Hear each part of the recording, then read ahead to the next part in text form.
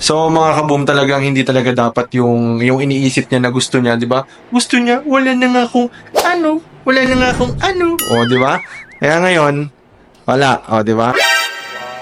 Sobrang silent po ng aking pregnancy Mm. journey. So, sana po, sabay-sabay po tayo mag-pray na maging malakas po.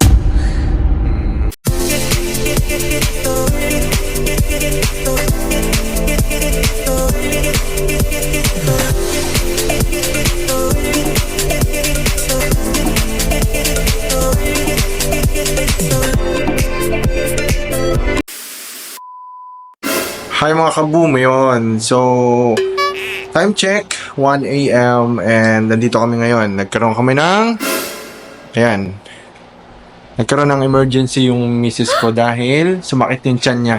So, kamusta ka naman, mami? Ha? Okay naman. Kamusta yung pakiramdam mo? Laging gutom. Lagi gutom. So, ibig sabihin, sakit ng tiyan mo, gutom na. Kami tumalsik. O yan, yung tagabantay, oh. Estudyante yung tagabantay. Tulog na tulog. Hi! Good morning! Good morning, beautiful. Eh? Sipag yan. Very supportive na bunso, di ba? Si Shaka Bumaira. Sipag na ano yan. OB. Wow. All around dyan. Tapos, parlorista. Nakita ang ganda ng buhok ko. Yan, nagkaroon kami ng emergency kasi yan, yung tiyan ng misis ko sumakit. Mababa yung mattress niya. So, Ba't may kailangan namin... mataas? Ba't siya mababa? Hindi ko alam eh. Basta sabi, May mababa. may tabingi, may ano. Mababa daw yung mattress eh. Sabi, yan. So, tingnan natin yung mattress niya. Oh, yung baby ko. Hi, baby. Update. Oh, may magandang paa sa likod, ah. Di ba? Sana okay kayo, mami. Kamusta na pakiramdam mo? Wala nang hilab. Wala na yung parang magiging manananggal ako. Ano ba yung pakiramdam mo muna nakaraan? Yung kala mo maging manananggal ka, yung ano, mapuputol na yung gano'n. Ayan. So, naka-ano siya ngayon. Quick ko na lang. Ayan, naka-dextrose. Sinalagyan siya ng dextrose tsaka ng pampakapit kasi syempre para maging safe yung baby namin, di ba? Complete bed rest. Yan.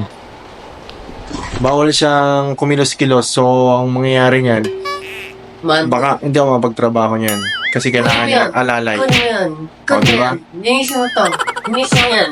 Ganito gawin mo. Ito nga pala mga kaboom, papakita ko sa inyo kung ano yung ginagamit niya pag iihi, pag pupup, at saka ano. Pakita mo ba? Siyempre. Yan, di ba? Pakita ko. Yan. Mahilig siya kasi mag-soft drinks, nagkakayuti. Yan! O, di ba? Yan. First time mong gumamit yan? Ha? First time? Diyan ako iihi. Diyan na all in all. Yan. So, pang ano na Diyan namin ngayon, ano. pang second night namin dito, hindi namin kayo na-update kasi, alam nyo na, emergency. So, mas priority ko yung misis ko at saka yung baby namin, syempre. Dun sa first hospital, tas second hospital na pala to. Dito, pinili namin itong hospital na to. Akala nyo aquarium, di ba? Hindi aquarium yan, hospital yan.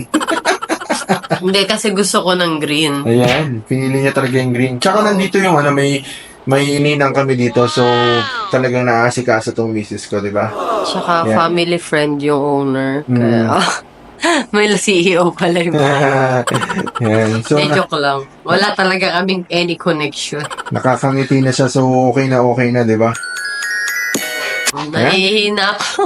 Ha? Nahihina ako. Sige, toyo pa. Ano ka ngayon? Toyo pa. Uy, wala naman siyang symptoms. Sumakit lang talaga bigla. So, mga kaboom, talagang hindi talaga dapat yung iniisip niya na gusto niya, di ba? Gusto niya, wala na nga akong ano. Wala na nga akong ano. O, di ba? Kaya ngayon, wala. O, di ba? Bawal na bawal ka na. Sobrang silent po ng aking pregnancy Mm. journey. So, sana po, sabay-sabay po tayo mag-pray na maging malakas po. Sa mga misis na nakakaranas din before ng naranasan niya, baka meron kayong Kulang ako ng kachika. baka meron kayong mga tips diyan, tips para sa kanya, para sa misis ko, mga tips. Kabong team. Feeling ko lumalakas ako pag maraming kausap. Tingnan mo lahat ng nurse friend ko na dito. Day and night. Every 2 hours, check yung heartbeat ni baby. So, yun. Pakit pa eh, no? Sa mga Mr. at Mrs. dyan, paki-comment down below nga kung ano yung mga na-experience ng Mrs. nyo. Pag ano, tsaka yung mga Mr. dyan, ano pang struggle ang mararanasan ko sa pagbubundis ng Mrs. ko. Lampol pala to. Naranasan ko na yung ako'y naglihi, antok na antok, grabe. Saka ako'y nagkikrave sa lahat ng ano. Kaya ang timbang ko ngayon, grabe, sobrang bigat. Ang ganda ng buhok ko, Dan. Ha? Ang ganda ng buhok ko. Abangan nyo, kabumti ko paano nangyari yung kagandahan ng buhok ko. Parang di ako shampoo commercial. Kaya, PM lang for Ira Kabum. Yan, sa next video namin, sa next video nila. Wala, ano yung nangyari? Nalagay ng tubig. Wala, nagising. Oh. Nagising yung malaglag. Tissue pa. Nagising ang aming butihing At least alert siya. di ba? Alert siya. Yan. So, Talaga to eh. yan. So mga kabum, ganito. Nung umalis ako kanina para kumuha ng gamit, may ginawa tong dalawa na to eh. Papakita ko sa inyo yung video.